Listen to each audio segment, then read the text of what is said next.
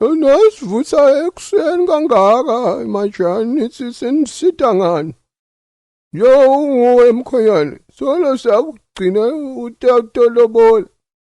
Awuzange usaphinza ubuye utosivusa ekuseni lokwana.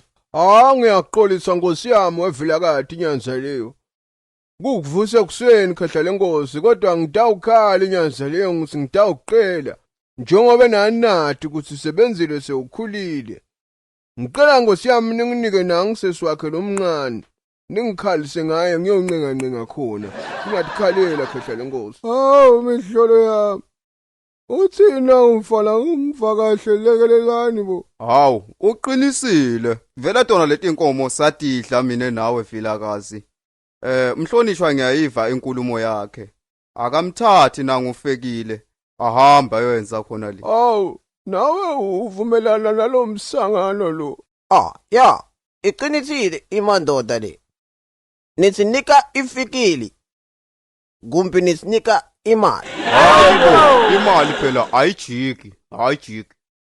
Ufile ngikhona kumthatha usebenzile saphila. Mhlolo muni loye? Wo, lokusho ukuthi kungafananga ngisebenzile.